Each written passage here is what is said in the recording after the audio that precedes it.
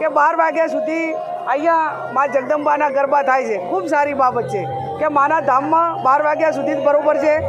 સમગ્ર ગુજરાતની અંદર 12 વાગ્યા સુધી જ બરોબર હતું।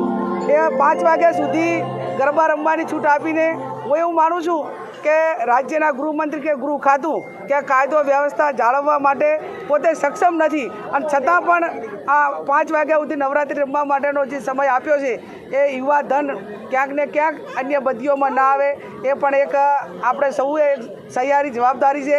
અને મા જગદંબાને પ્રાર્થના કરું કે અમારું યુવા ધન દીકરા દીકરીઓ સંસ્કૃતિ પ્રમાણે ગરબા રમે, સંસ્કારો સાથે મા નવરાત્રિનો જે મા જગદંબાનો તહેવાર ઉજવે અને સૌને ગૌરવ અપાવે એ રીતે વર્તન કરે। રમવા લેવાની છૂટ આપવાની વાત સાંભળીને અનેક લોકોના પેટમાં દુખવા માંડ્યું। એનું શું કરવું? એનું શું કરવું? એ ગુજરાતમાં નહીં તો શું પાકિસ્તાનમાં જઈને ગરબા રમવાના મારે? હે?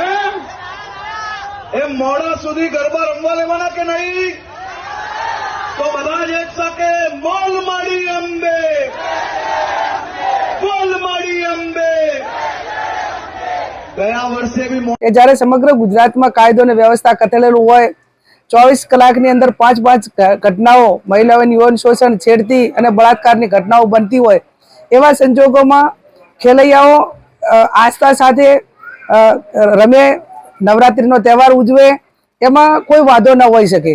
પણ એક રાજ્યના જવાબદાર એક ગૃહમંત્રી એવું કે અહીં નહીં રમે તો ક્યાં પાકિસ્તાનમાં રમશે। એટલે વાત કાયદો ને વ્યવસ્થાની છે કે તમારી તાકાત તો છે ને કાયદો અને વ્યવસ્થા જાળવવા માટેની, બેન દીકરીઓને સુરક્ષિત રાખવાની, અથવા તો તમારા ડિપાર્ટમેન્ટની એવી કોઈ તાકાત નથી કે જેના ખોફના કારણે અસામાજિક તત્વો આવી ઘટનાઓથી દૂર રહે। અને જે આપણી એક પ્રણાલિકા છે કે આપણે નવરાત્રિનો તહેવાર કે આપણા ધાર્મિક જે તહેવારો છે એ આસ્થા સાથે જ્યારે ઉજવણી કરતા હોઈએ ત્યારે આસ્થા સાથે જ આની ઉજવણી થાય। તમામ વડીલોને અને માતા પિતાઓને પણ મારી વિનંતી છે લાગુ પાડતા અનેક લોકોના પેટમાં દુખ્યું તો મારે કેવું પડ્યું ભાઈ, મારા ગુજરાતી ભાઈઓ ગુજરાતમાં નહીં તો શું પાકિસ્તાનમાં જઈને ગરબા રમશે? આપણે ગુજરાતમાં નહીં તો પાકિસ્તાનમાં જઈને ગરબા રમવાનું?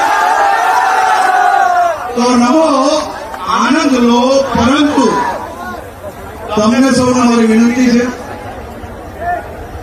કે આપણી સંસ્કૃતિ માં અંબાના ભક્તો અને માં અંબાની ભક્તિમાં આપણે આ 9 દિવસ આપણી સંસ્કૃતિ જોડે ગરબા જરૂરથી રમવું।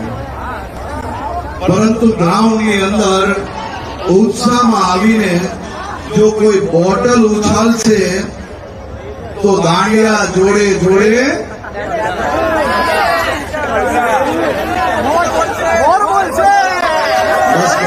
સમજો છો તારે આનંદ લો, પરંતુ કોઈ બીજાને તકલીફ ના પડે એની ચિંતા કરજો।